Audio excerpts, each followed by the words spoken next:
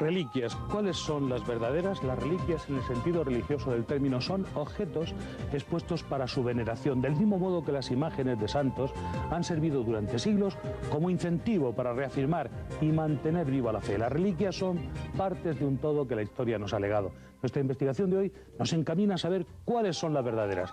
La Iglesia Católica reconoce las reliquias como recuerdos y ejemplo de personas que dedicaron su vida a Dios. La comunidad católica cree que mediante el sacramento de la Eucaristía se une el presente, el pasado y el futuro. En otras palabras, cuando una persona ha fallecido, todavía existe y puede mantener comunicación o influencia sobre una persona viva. He aquí el poder de la reliquia en la confesión católica: cuerpos incorruptos, dedos de San Juan Bautista, la oreja de San Pedro, el cáliz, la mesa, el mantel de la última cena, trozos de la cruz donde Cristo fue ajusticiado, sangre de San Pantaleón que se licúa o no según el año, si va a ser bueno o va a ser malo. La lista es interminable y fascinante. Hoy, en Código Rojo, recorremos la geografía de las reliquias, investigaremos sobre su origen y su significado, despejaremos la duda de muchos creyentes. ¿Son útiles como objeto de veneración o simples cachivaches de contenido místico? Nuestro programa es interactivo, abierto a su participación. Disponen de una línea telefónica 24 horas al día, 902-01-3536, 902-01-3536. Esperamos opiniones, comentarios. Vamos a dar paso a nuestra redacción para conocer noticias del día. Manuela Ruiz, como hemos visto en la introducción, las reliquias pueden ser de lo más variado, desde plumas de las hadas de los arcángeles hasta el supuesto estornudo del Espíritu Santo que descansa recluido en una botella. Pero, ¿qué es una reliquia? ¿Qué es preciso para que un objeto pase a ser considerado reliquia? Les hemos preparado el siguiente trabajo periodístico que les ayudará a conocerlo bien. San Pantaleón fue un médico nacido en Nicomedia hace más de 1700 años. Fue perseguido y martirizado por el emperador de Roma y, aunque parezca mentira, aún hoy conservamos su sangre. Sangre que permanece en estado sólido todo el año, pero que se licúa cada mes de julio en el madrileño convento de la Encarnación.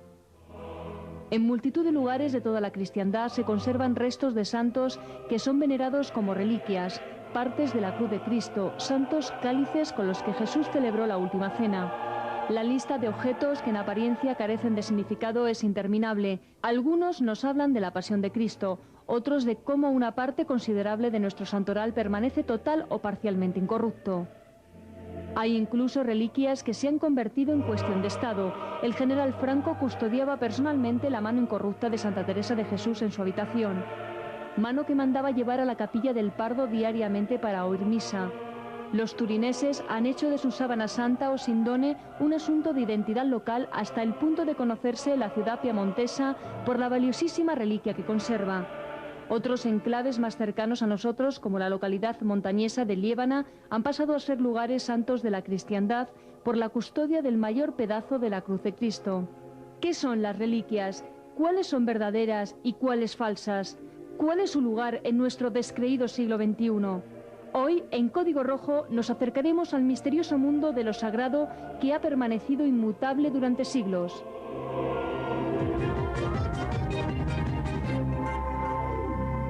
¿Cómo un objeto adquiere categoría de reliquia? ¿Quién lo decide? Tenemos con nosotros al periodista e investigador Bruno Cardeñosa, autor, entre otras obras, del Código Secreto y 100 enigmas del mundo, publicado este último por Corona Borealis. Es además colaborador habitual de prensa y televisión. Bruno, bienvenido. Hola, muchas gracias. ¿Qué es y qué no es una reliquia? Pues se supone que una reliquia es aquel objeto o parte del cuerpo de un santo, de una figura religiosa importante, Hay reliquias de Moisés, hay reliquias de Jesús, hay reliquias de la Virgen. Las más habituales son reliquias de santos, de personas que dieron su vida a, bueno, pues a la expansión y a la religiosidad. Y se supone que es la popularidad, la propia popularidad de esos objetos los que les otorga credibilidad, los que les otorga crédito como tales, al menos como objeto de culto, lo que en absoluto quiere decir que esas reliquias sean auténticas. Pero básicamente son esos objetos o partes del cuerpo, porque hay muchas reliquias de estas características, que se considera que pertenecieron a esos santos o a esas personas religiosas. Pero insisto, en el 99,9% de los casos hay mucha dificultad para atestiguar que sean reales, lo que no quiere decir que toda esa religiosidad y todo ese fervor que hay en torno a las reliquias hayan podido en ocasiones provocar algún tipo de fenómeno inexplicable. Pero eso no es certificado de que sean auténticas como tales, como restos auténticos, verídicos de aquellos santos o de aquellos personajes. Don Bruno, ¿se ha interesado usted en el transcurso de sus investigaciones periodísticas en algunas reliquias para saber si eran verdaderas, falsas, de dónde venían? Sin lugar a dudas, yo creo que si hay una reliquia que podemos dudar con firmeza de que sea auténtica, una reliquia sobre la cual hay pruebas científicas de peso, muy relevantes, extraordinariamente relevantes, esa sin duda es la sábana santa de Turín. Ahí, en la investigación de este fantástico lienzo, investigación que comenzó hace ya más de un siglo, se han encontrado infinidad de pruebas más que suficientes como para al menos elevar la cuestión y mantener la duda. La única prueba que hay en contra de la sábana santa es ese famoso análisis que se efectuó en los años 80, a finales de los años 80, mediante el radiocarbono 14.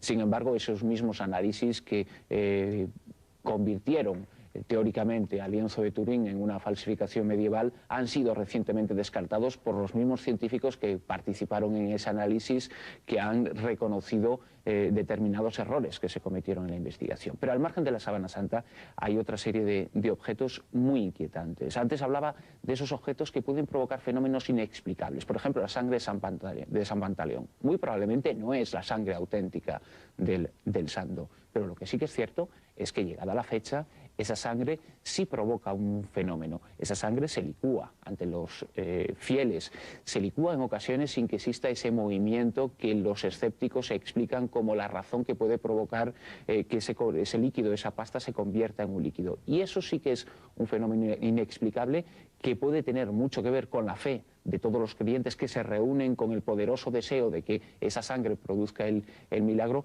Ese fenómeno puede tener mucho más que ver con las personas que con el santo en cuestión, a quien verdaderamente parece que no perteneció el lienzo. Y luego hay otro tipo de reliquias, que son las que han generado devoción, las que han generado infinidad de tradiciones y leyendas, pero que ni han protagonizado milagros, salvo aquellos que hayan querido interpretar como tales los fieles.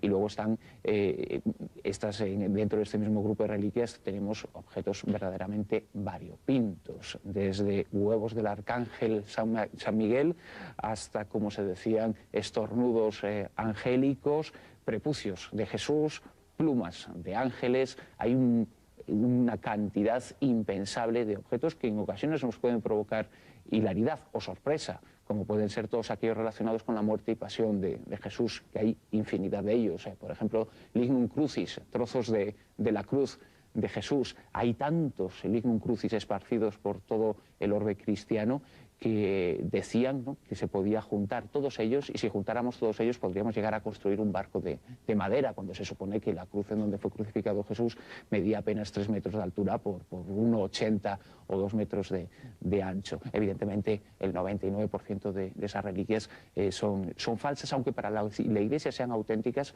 porque para la Iglesia únicamente con el hecho de que sean objeto de culto y de devoción y de que eso facilite la religiosidad de las personas, eso es más que suficiente como para reconocerlas como tales. Contamos hoy en el estudio también con Luis García Lacruz, periodista y jefe de edición de la revista Año Cero. Bienvenido, don Luis. Buenos días. En un cálculo aproximado, ¿cuántas reliquias católicas hay en el mundo? Ni idea, miles. Solamente si uno coge un periodo como la Edad Media y un tipo de reliquias como el lignum crucis que hablaba Bruno, ya son incontables, son innumerables, ¿no? Son innumerables, o sea, lo que ocurre es que habría que pensar en cuántas han persistido, cuántas han pervivido hasta hoy, porque cada época pone de moda las suyas. Hay algunas reliquias que, como acaba de decir Bruno, digamos, tienen una solera, una antigüedad y concitan un interés muy especial, como la Sábana Santa de Turín o el Sudario de Oviedo, algún lignum crucis especial que se ha discutido si podía ser auténtico, proveniente de la Lignum crucis, un trozo de la cruz de Cristo. Sí, había uno con parte de la inscripción del famoso INRI, que se discutió, se argumentó a favor, pero realmente no existen en ningún caso que yo sepa de este tipo de reliquias ninguna base documental seria para afirmar que son auténticas, exceptuando el tema de la Sábana Santa de Turín, que los estudios de polen descubrieron polen del siglo I de Palestina en la tela, de plantas, digamos que fósiles de plantas que no existían en Europa o no existieron después. Luego están las reliquias, claro, como puede ser un trozo de cuerpo de Santa Teresa de Jesús, que en ese caso sí, evidentemente son auténticas, ¿no? Yo pienso que lo que define a las reliquias es la religiosidad mágica, es decir, el aspecto mágico de toda religiosidad, en este caso la cristiana.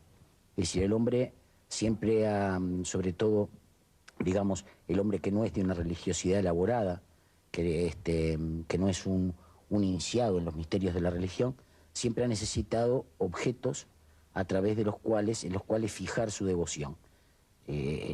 Los ídolos, el tótem de la fase animista se prolonga en todo tipo de amuletos y de objetos mágicos. Y en el caso del cristianismo, en torno a la figura de Cristo, de la Virgen o de determinadas epifanías, manifestaciones divinas de tipo religioso, se creó un tipo de objeto especial mágico que es la reliquia. Por eso es que la Iglesia, para lo decisivo para la Iglesia es la veneración popular. Es decir, porque la Iglesia misma es consciente del fenómeno, ¿no? Hay que pensar una sola cosa más, hay que pensar que la reliquia funciona muy mágicamente, de tal manera que, por ejemplo, así como hay una magia simpática, yo tomo las uñas de alguien o el pelo de alguien y puedo hacerle mal porque es una parte de esa persona, el mismo razonamiento se da en la reliquia. Yo tengo un dedo de Santa Teresa o un cuerpo incorrupto y entonces la mentalidad mágica le atribuye una carga de poder, la posibilidad de interceder, de ser un intermediario a través del cual se manifieste la gracia de la divinidad. En ese sentido es claramente mágico, ¿no? Es claramente un objeto. Don Luis, ¿o quiénes deciden convertir un objeto aparentemente normal, inerte incluso, en una reliquia digna de veneración? Es siempre la feligresía, o sea, la comunidad de los creyentes. Aclarando una cosa, hay una gran comunidad de creyentes, lo que hablábamos de la veneración popular, de la religiosidad popular mágica, que entonces genera un tipo de reliquia. Luego también hay pequeños círculos de creyentes, por ejemplo, citábamos el caso de Santa Teresa de Jesús, evidentemente el círculo que la rodea y que le dirige hacia ella una gran devoción personal, porque evidentemente es una mujer llena de carisma, llena de talento y además una mística muy auténtica y una espléndida poetisa, y todo esto genera digamos, un culto a la personalidad. Luego cuando esta persona muere, como es alguien especial, si sucede algo, como es que su cuerpo permanece incorrupto, se produce una momificación, ya está el hecho mágico confirmado.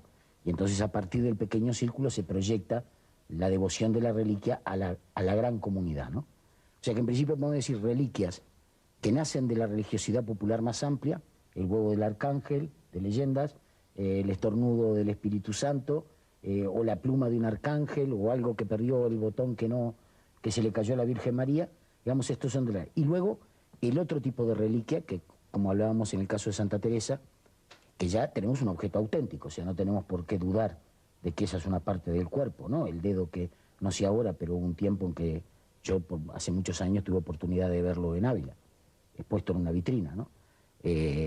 Bueno, estamos ante evidentemente un trozo y volvemos a la mentalidad mágica. La parte, el dedo, representa el todo, ¿no? O la imagen, una cosa que estuvo en contacto con ella, una imagen que veneraba, un escapulario que llevaba, el cordón de su puede ser muy variado. Cualquier objeto perteneciente a la persona o parte de su cuerpo. Bruno, en su opinión, ¿cuál es el nacimiento de una reliquia? ¿Por qué llega a ser lo que es? Depende qué tipo de reliquias, pero aquellas que surgen, son las que hemos mencionado, las que responden a objetos que pertenecieron o estuvieron en contacto con el santo o con la figura religiosa de Jesús, de la Virgen o de algún otro personaje representativo del cristianismo, es en la Edad Media cuando empiezan a brotar en uno y en otro lugar. El objetivo no era otro más que potenciar la religiosidad cristiana frente a una serie de cultos paganos que todavía existían en Europa. Sí hubo un auténtico tráfico de reliquias, hubo fraude consciente por parte de la Iglesia con objeto de potenciar toda esa religiosidad y de hecho se consiguió, efectivamente se consiguió. Vamos a seguir inmediatamente, don Bruno Cardeñosa, experto en tantos misterios. ¿Reliquias, fraude o dignas de veneración? Seguimos tras la pausa publicitaria.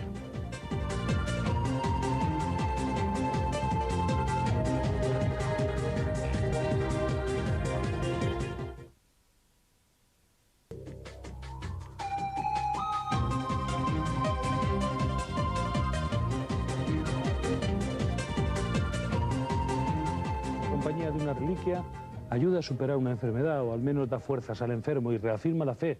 ¿Por qué sucede esto? Enseguida vamos a saberlo, pero antes conectaremos de nuevo con la redacción para conocer novedades de la actualidad.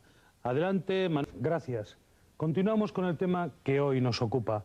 Las reliquias se reparten por millares por toda la cristiandad, miembros incorruptos, túnicas sagradas, dientes de leche que se dicen de Jesucristo, cabellos de santo. La lista no tiene fin.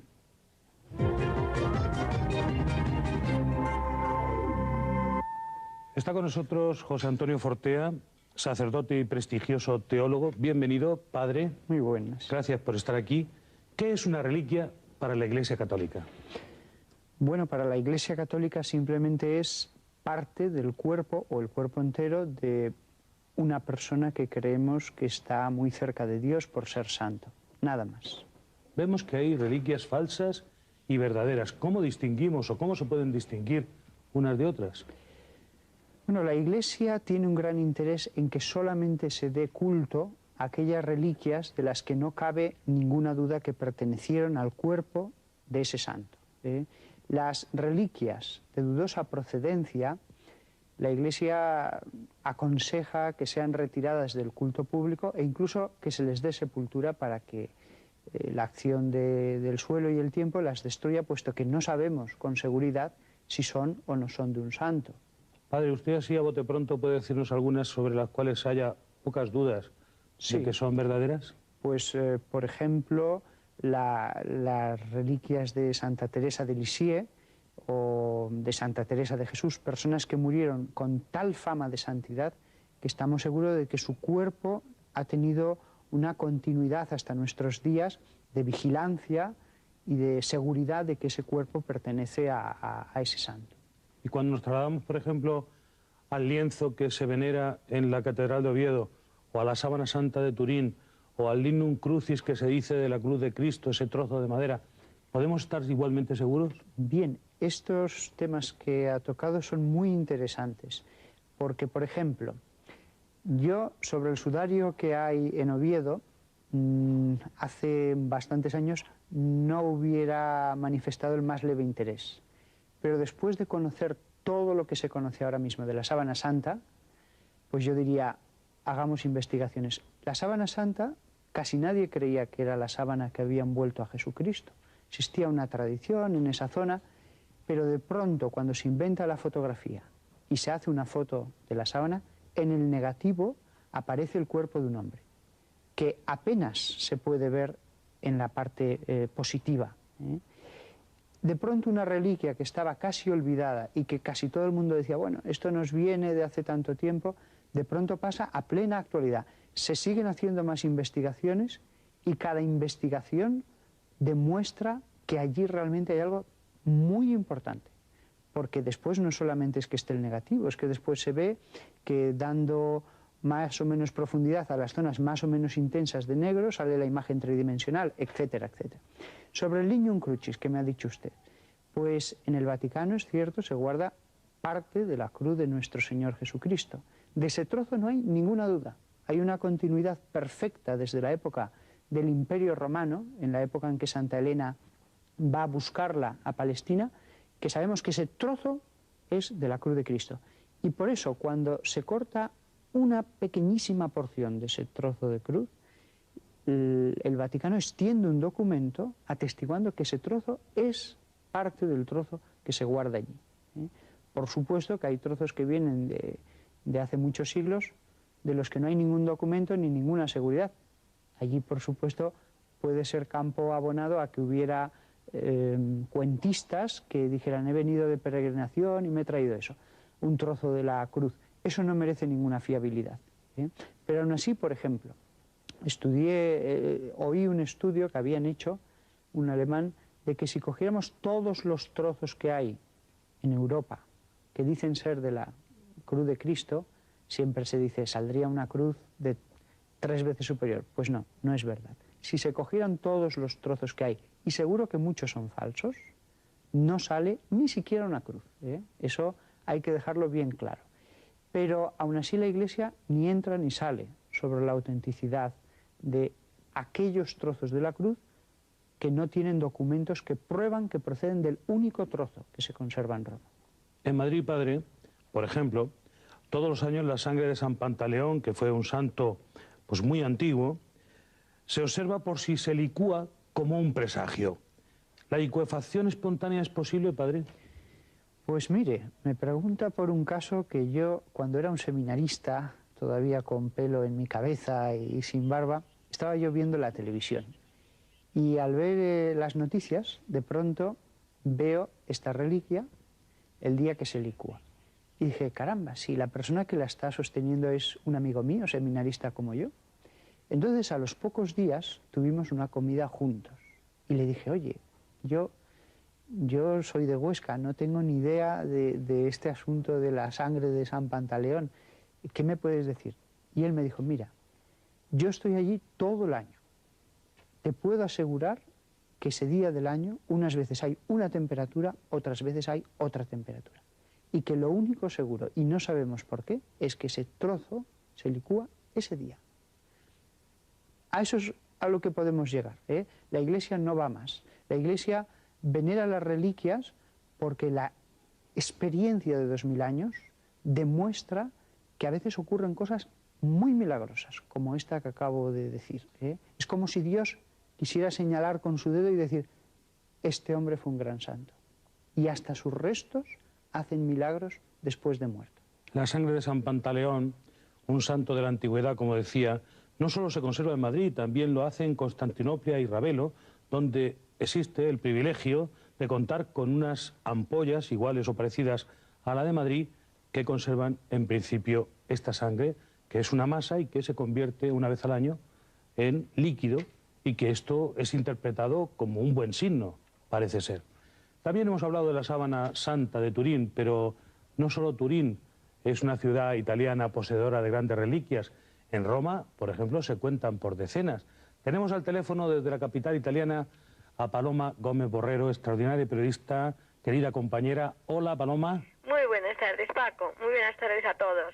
Saludos muy cariñosos. ¿Hay muchas reliquias en la ciudad eterna, Paloma? Muchísimas, algunas increíbles, pero otras verdaderamente extraordinarias. Sobre todo las que están en Santa Cruz de Jerusalén, en la Basílica, donde se conserva pues un trozo de la cruz, donde está escrito en hebreo, en griego y en latín, Nazarenus Re, en la tabla, una tabla marrón, y está escrito al contrario, de derecha a izquierda. Luego están también 3 fragmentos de la cruz, 2 espinas de la corona de 35 milímetros, que son de color gris. Allí se veneran muchas reliquias, como dice la propia Basílica de San Juan de la Cruz. Luego tenemos, pues, en San Lorenzo y Lucina, que es una iglesia en el centro de Roma, la parrilla, un trozo de la parrilla, un fragmento de la parrilla, donde se quemó a San Lorenzo. Se conserva bajo el altar en la primera capilla a la derecha de esta iglesia. En fin, y luego tenemos también en el altar del Sacramento, en San Juan de Letrán, y se expone en Pascua, un fragmento de la mesa de la Última Cena. Luego hay otras que son, increíblemente, hay que echarle muchísima imaginación, en la misma San Juan de Letrán hay un tabulario de reliquias que decían que se conservaban. Los papas, algunos quisieron quitarlos, y sobre todo allá al final de la Edad Media, y se les amotinó todo el pueblo. Pero allí sí están pues un trocito del maná del desierto, dicen que conservan también un poquito de leche de la Virgen, en fin, de las que solamente pues es esa devoción del pueblo que quiere pues conservarlas, porque realmente nadie te obliga a creerlo, no hay obligación a nadie, sobre todo esas reliquias que no están o lacradas, selladas y con, digamos que probadas, ¿no? Pero es una forma de venerar en parte el cuerpo de un santo o algo muy santo, y un testimonio de fe también en la resurrección. Y entonces pues la Iglesia lo permite porque ayuda mucho. Lo que pasa es que no hay que sacarlo del contexto, yo creo, Paco. Por Paloma, ejemplo, dime. ¿Y son muy queridas estas reliquias por los romanos? Sí, bueno, por algunas sí, otras menos. Las que están escritas en San Juan de Letrán, pues algunos se sonríen, como se sonríe uno también en esa iglesia de Cálcata, en Civita Castellana, donde hay una cruz preciosa de esmalte, es en este pueblecito, y dentro dice que está el prepucio, el santo prepucio del niño Jesús, una reliquia, pues si vas a ver, hasta incluso irreverente si quieres, pero que solo la ingenuidad de la Edad Media pues la tenían la devoción, y allí se conserva porque hay mucha gente que necesita y que le ayuda a la devoción. Yo creo, Paco, que es un poco lo que... Tú ponte en la romería del Rocío con los carros, las fiestas, la Blanca Paloma, ponla en Suecia. Claro. Paloma, ¿y cuáles son las reliquias más milagreras? Bueno, más milagreras, yo ya eso no lo sé, pero, por ejemplo, en Santa Cruz de Jerusalén va muchísima gente a venerar todo lo que es las reliquias que nos traen la Pasión de Cristo. Son muy queridas, sobre todo en Semana Santa, es uno de los lugares de peregrinación. Pues si tú crees o no crees, eso ya es cosa tuya, pero si tú de verdad delante de ese clavo, de esas espinas, de ese trozo de la cruz, revives el Calvario de Cristo y ves lo que ha hecho Cristo por el mundo, por la humanidad, pues te viene realmente un mayor amor a Dios. En fin, yo creo que ayuda mucho. Hay mucha gente que esto le confirma en su fe, o por lo menos le da una cierta seguridad o tranquilidad, en fin. Paloma, muchas gracias por tu conocimiento y experiencia, por lo bien que nos has contado y con tanta pasión esta historia tan bonita. Gracias, querida compañera. Muchas gracias. Hasta pronto, Paco. Dicen también que en la Catedral de Valencia se custodia el Santo Grial. Enseguida hablaremos más de otras reliquias. Padre, qué bonita historia, ¿verdad? Esta que nos cuenta Paloma de Roma. Sí, realmente el asunto de las reliquias, tomado por alguien que quiere hacer un reportaje para un suplemento dominical, pues hace una cosa rápida ahí, pero tomado con cariño, tomado con fe, como Paloma. Enseguida continuamos, padre, vamos a profundizar en todo esto y en el sentimiento religioso. Va a ser inmediatamente después de unos consejos publicitarios.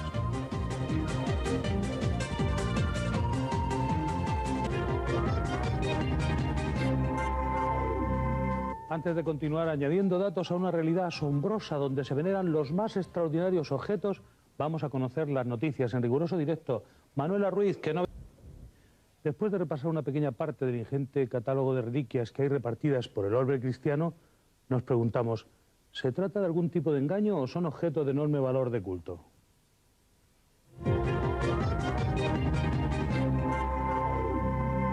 Padre José Antonio Fortea, hablábamos de que en la Catedral de Valencia se custodia el Santo Grial, supuestamente, es decir, la copa o cáliz del que Cristo bebió en la última cena con sus discípulos. ¿Qué sabemos? ¿Qué hay de cierto de ello?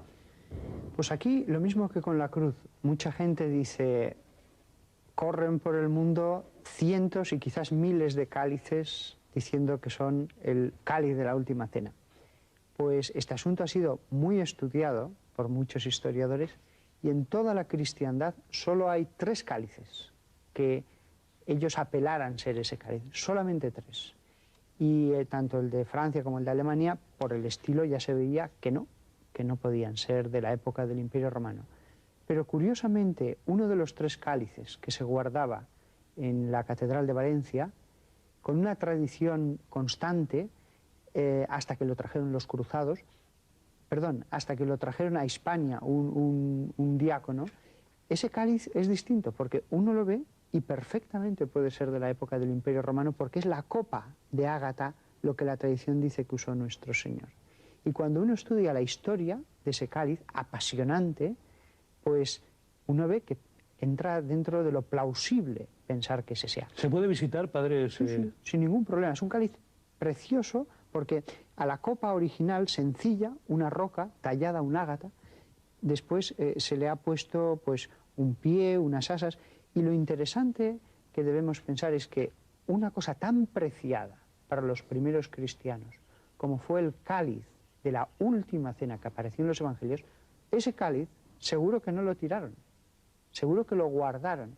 Y la tradición del cáliz de Valencia es que fue llevado cuando la persecución en Judea contra los cristianos a Roma y que siglos después, cuando la persecución de Diocleciano, cuando ya ni siquiera podían salvar la vida ni de los obispos, se decidió llevarlo al último confín del imperio. Y se llevó a Hispania por un diácono. Y allí estuvo hasta que cuando vinieron los árabes se llevó al monasterio de San Juan de la Peña. Esa es la historia, ¿eh? Después ese cáliz acabaría ya en la Catedral de Valencia.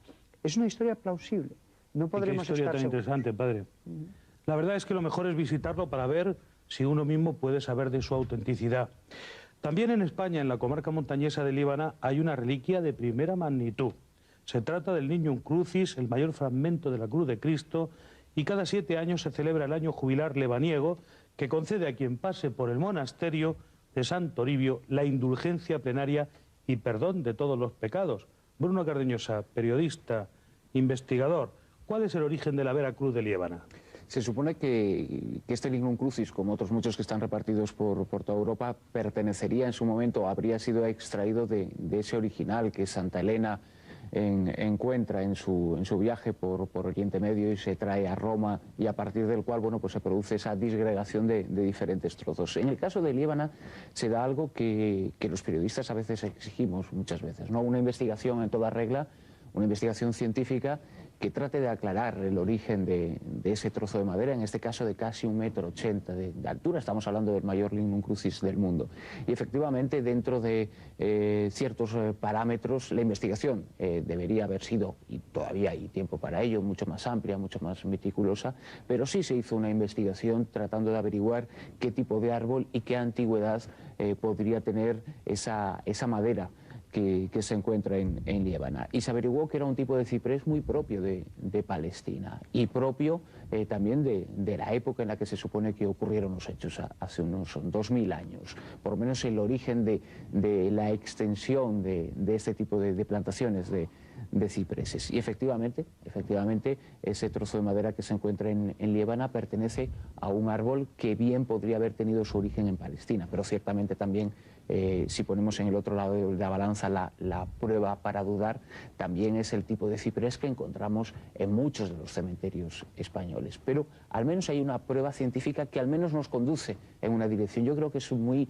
importante que el caso de la Sábana Santa, por ejemplo, en donde sí ha habido una investigación en toda regla científica, aplicando todas las últimas tecnologías, se extienda a todas las reliquias. El caso de Líbana es un ejemplo en donde a una investigación, pudiendo ser mejorable, se ha efectuado, al igual que se ha efectuado, por ejemplo, con el sudario de Oviedo. Creo que la Iglesia y la fe, porque la fe de los creyentes a veces también necesita de la razón y del soporte de acuerdo físico. Con usted, don Bruno Cardeñosa. Y la investigación científica puede aportar esas pruebas o puede enfocarnos en otra dirección, ¿no? Independientemente de que el valor espiritual de las reliquias yo entiendo que no tenga nada que ver con la autenticidad como tal. Si eso genera fe, genera creencia, supongo que también con toda la incredulidad que ustedes quieran, pero con el máximo respeto. Hay que acercarse con un gran respeto a todo esto.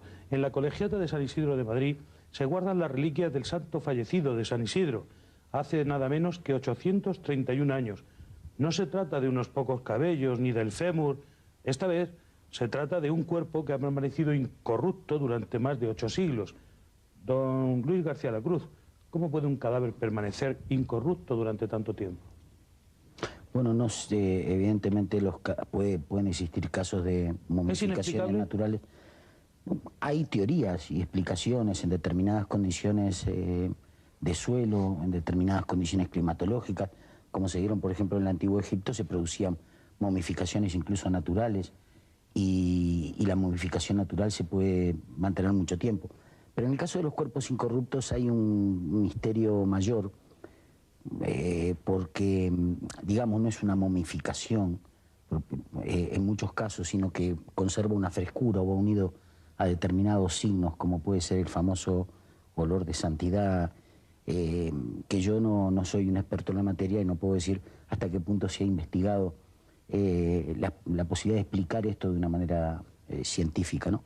Sí quería hacer un pequeño inciso sobre este tema de las reliquias, que no contradice nada de lo que hemos dicho, sino todo lo contrario, pero que incide en lo primero que dije, ¿no? En la necesidad psicológica y espiritual de la gente de expresar su devoción a través de objetos, y sobre todo cuando estos objetos están unidos a la persona o al cuerpo de alguien especialmente venerado.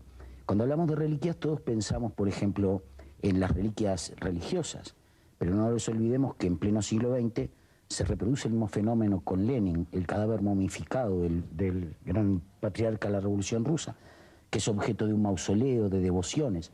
Cuando murió Guevara en América Latina, hubo todo un intento y una cantidad de esfuerzos por parte del gobierno de Cuba por recuperar las manos que se le habían cortado. Es decir, que hay evidentemente una carga importante para la creencia del tipo que sea. En este caso no es una creencia religiosa clásica, es otro tipo de creencia, en el cual, digamos, sobre todo en el caso de la religión, la religiosidad popular, o en el caso que estoy mencionando, completamente laico, profano, materialista, otro tipo de devoción, habría que calificar de otra manera, se expresan a través del cuerpo del fundador, de algo en el que la gente, digamos, de alguna manera concentra su devoción y recibe un respaldo para su fe, ¿no? Y en ese sentido yo creo que pueden haber, por motivo de eso, pueden haberse producido durante la Edad Media en Europa la emergencia de muchísimas reliquias falsas, no por mala fe, sino por la necesidad de cada centro de atesorar algo que, digamos, concentrar esa fe y esa devoción popular. Y que esto tuvo un efecto perverso, que fue el de desmerecer el tema de las reliquias y el de meter todo en un mismo saco, decir, bueno, son cosas que se inventaron para la gente, ¿no? Y en ese sentido sí, yo estoy de acuerdo, tanto con el padre Fortea como con Bruno, en que hay que hacer una distinción entre reliquias, digamos, que todo indica que son auténticas, sin que eso quiera decir que muchas no sean falsas.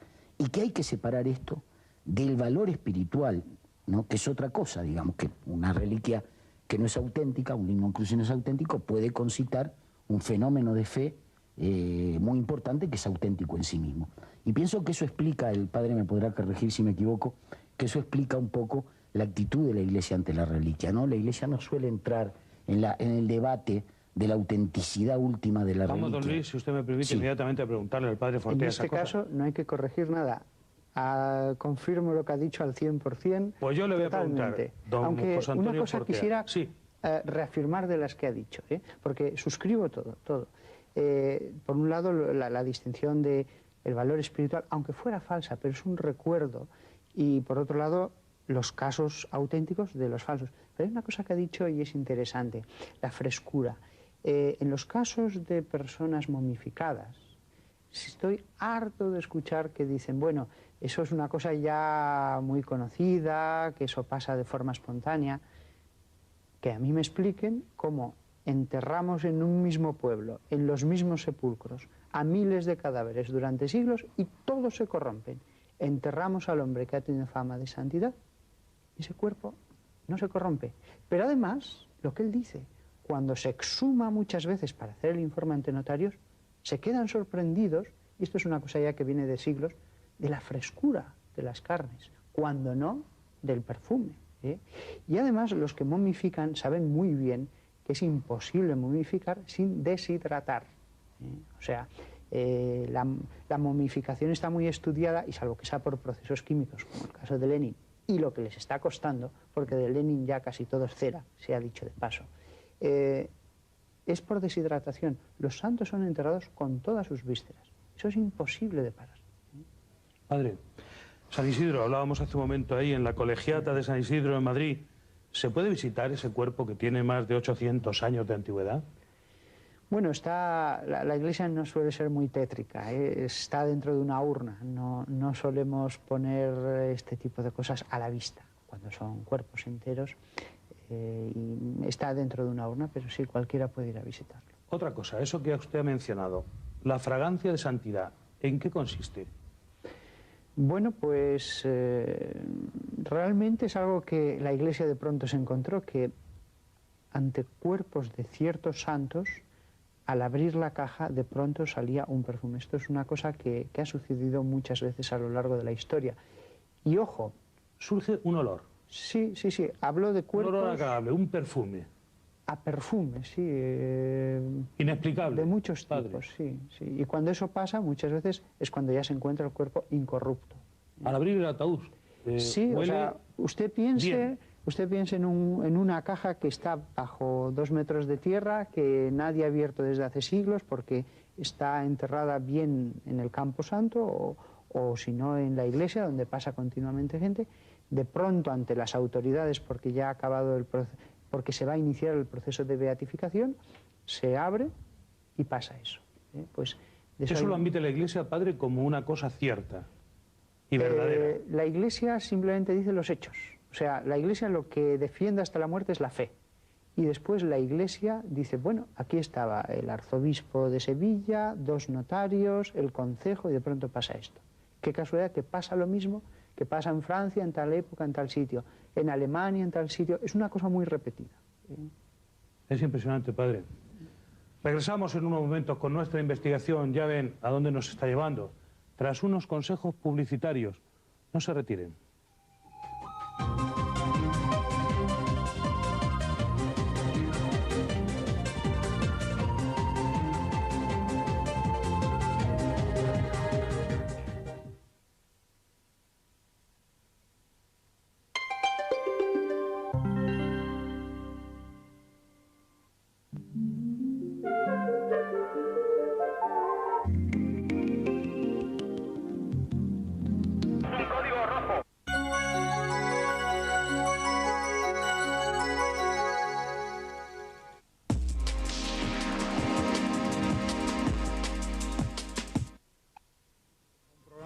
Mitad de este mundo, mitad del más allá. Hoy, nuestra investigación se centra en conocer si, según los datos de que disponemos, existen testimonios de que en efecto hay vida después de la vida.